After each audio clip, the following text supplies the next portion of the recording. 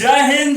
नमस्कार दोस्तों, स्वागत है आपका बोल के नो क्लासेस में। दोस्तों आज का जो टॉपिक है वो है इजराइल के अंदर 7 फिलिस्तीनी नागरिकों की मौत हो गई है। दोस्तों एक गनमैन ने 7 लोगों को शूट कर दिया जिस पे मौके पे ही उनकी मौत हो गई है। दोस्तों इसके बाद से ये मुद्दा काफी हिट हो चुका है दोस्तों न्यूज़पेपर में। और दोस्तों इजराइल से जुड़ी, फिलिस्तीन से जुड़ी हर मुद्दा काफी बार हिट हो चुका है। आज हम इसका पूरी तरह से परिचर्चा करने वाले हैं। कहाँ से यहूदी आए फिलिस्तीन में, क्यों इजराइल बन गया, अरब इजराइल फर्स्ट वार 1967 का पूरा विश्लेषण करने वाले हैं। किस तरह से पूरे मुस्लिम वर्ल्ड को अकेले इजराइल ने हरा कर और उनको वापस भेजा और अपना अस्तित्व की लड़ाई लड़ी और जीता भी। और किस तरह से मुस्लिम कंट्री इजिप्ट ने उसको पहली रिकॉग्निशन दिया। हमारे पाकिस्तान जो कि आज तक उनको इजराइल को नेशन नहीं मानता, अपने पासपोर्ट पे लिखवा चुके हैं कि ये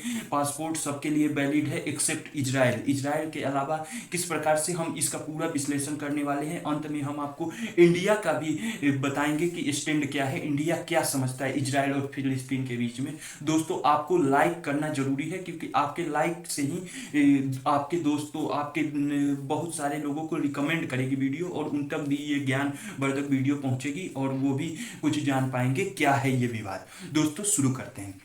दोस्तों कहानी शुरू होती है 1897 जियोनिस्ट मूवमेंट, जिसमें जूज लोग, जो यहूदी लोग हैं, जर्मनी में रह रहे यहूदी लोग अपने लिए एक सेपरेट देश का मांग कर रहे थे। सबसे पहले ये सेपरेट देश का मांग ही क्यों कर रहे थे दोस्तों? हमेशा से ही यहूदियों पे अत्याचार होते आ रहे हैं क्योंकि इनकी माइनॉरिटी बहुत बहुत कम संख्या में लोग जर्मनी में रहते थे, लेकिन फिर भी इसीलिए इनको अपने लिए एक सेपरेट देश चाहिए था। और देश दोस्तों ये बात जब इस मूवमेंट को बल कब मिला, जब 1914 में पहला विश्व युद्ध हुआ। 1914 में जब पहला विश्व युद्ध हुआ उसके पहले ही ब्रिटेन ने कहीं ना कहीं अंदर अंदर, जो ब्रिटेन विजित राष्ट्र हुआ था, ब्रिटेन ने कहीं ना कहीं अंदर अंदर ये बात ठान ली थी कि ज्यूज लोगों को हम एक नया नेशन देंगे। बदले में ब्रिटेन को चाहिए था ज्यूज लोगों से सपोर्ट जर्मनी को हराने में। और दोस्तों ये हुआ भी, जर्मनी हार गया ज्यूज लोगों के सपोर्ट से, वो ब्रिटेन जीत भी गया। उसके बाद 1916 में फ्रांस और ब्रिटेन, अब आप पूछेंगे फ्रांस इसमें कहां से आ गया?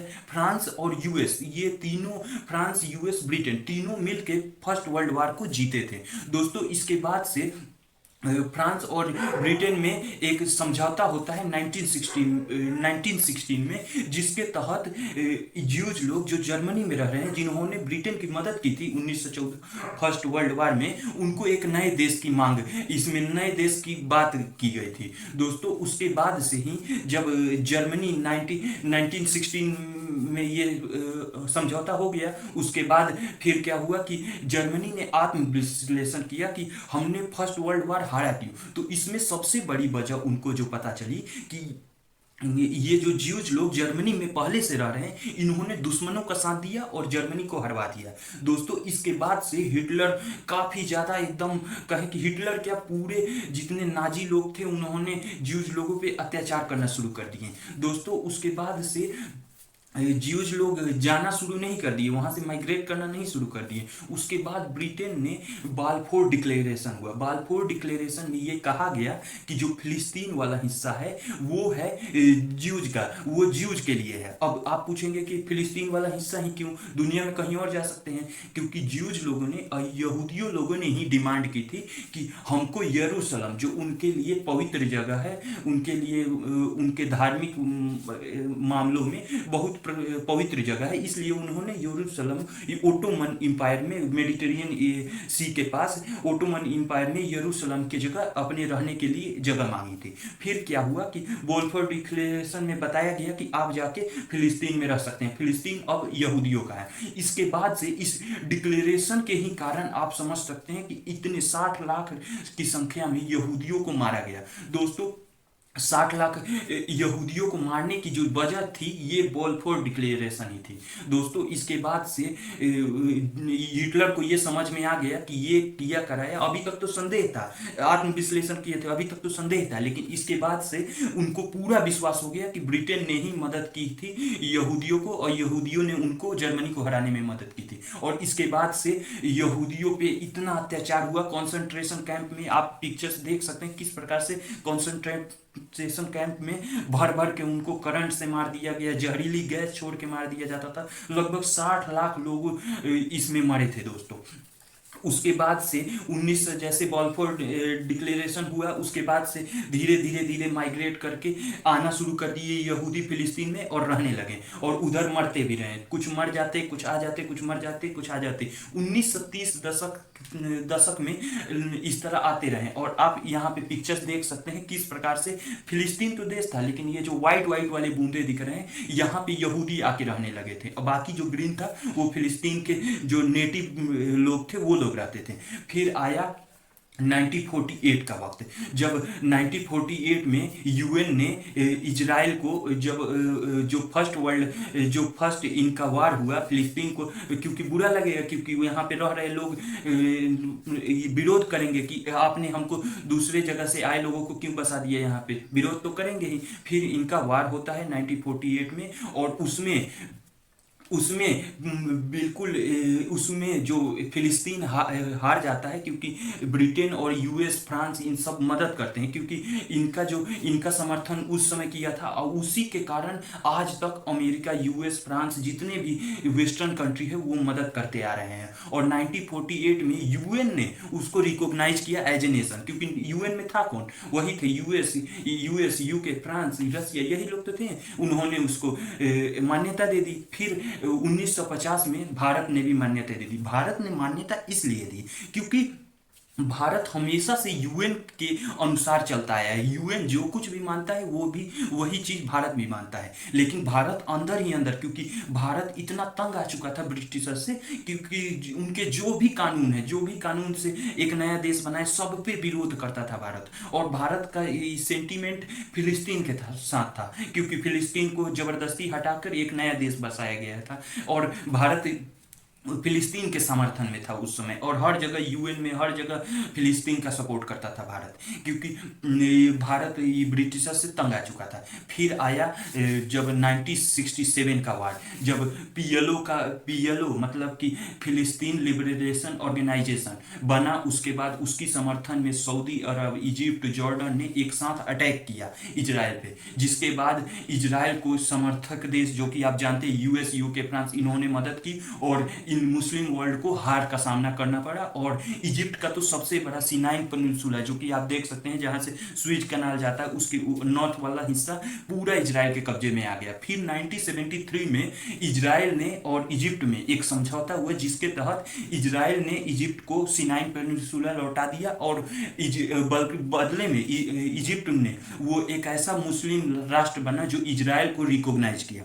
इसके बाद से इजराइल की तो जीत हो चुकी थी, क्योंकि उसने एक मुस्लिम कंट्री से अपने आप को रिकॉग्नाइज करवा दिया। फिर इसके बाद से आप देख सकते हैं किस प्रकार से ये बदलते पिक्चर्स हैं, कि कहां से यहूदी लोग बूंदे बूंदे से शुरुआत किए, और आज जाके देख सकते हैं किस प्रकार से प्रेजेंट टाइम में बना है इजराइल पूरा। और फिलिस्तीन कुछ जगह गाजा पट्टी, वेस्टर्न बैंक वाले इलाके में बस चुका है दोस्तों।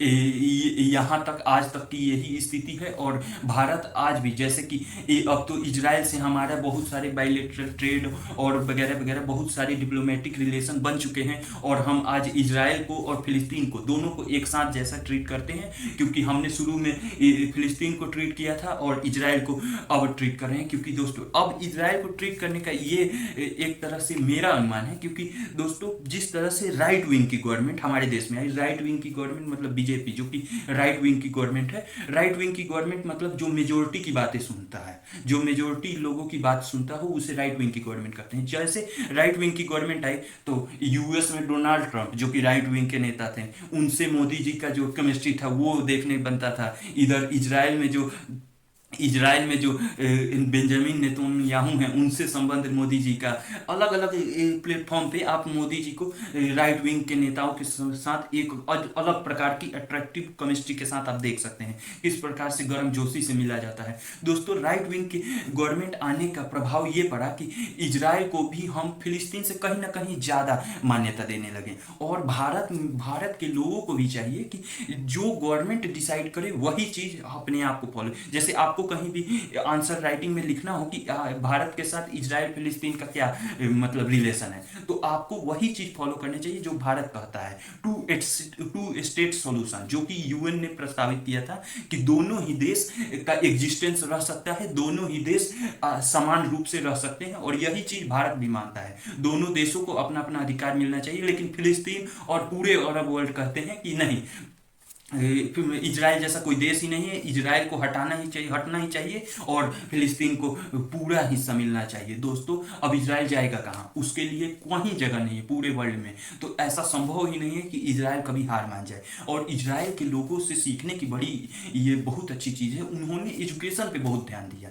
उनके एजुकेशन के कारण इसीलिए ना कहा जाता है नॉलेज से पूरी दुनिया जीती जा सकती है दोस्तों, और नॉलेज ही बढ़ाया इजराइल के लोगों ने। आज पूरी दुनिया में मोसाद एजेंसी, जो उनकी खुफिया एजेंसी है, उनके बारे में पूरी दुनिया जानती है किस प्रकार से कभी ईरान के उनको मरवा देंगे, कभी साइंटिस्ट को मरवा देंगे, कभी किसी को मरवा देंगे, और पूरी दुनिया में कहीं भी कोई ऐसा नहीं है कि इजराइल के लोगों को नुकसान पहुंचा दिया जाए कि वहां पे जाके मारेंगे, उनके घर में घुस के मारते हैं दोस्तों। और मोसाद एजेंसियों की तो चर्चा बाद में होती रहेगी। दोस्तों, यही घटना थी, हमने सोचा कि आज जो इजराइल के जो 7 लोग मरे हैं कि इसी में आपको ये पूरा विवाद समझा दिया जाए, और हमने जो कोशिश की है, शायद मैं अपने आप को धन्य समझता हूँ कि शायद आप लोगों को अच्छा लगा हो। और ज़रूर लाइक ज़रूर करें दोस्तों, शेयर ज़रूर करें इसको, हमको प्रोत्साहन दीजिए कि हम आगे भी ऐसी वीडियो बना कर लाएँ आपके लिए। सब्सक्राइब जरूर करें दोस्तों। जय हिंद, धन्यवाद आपका वीडियो देखने के लिए।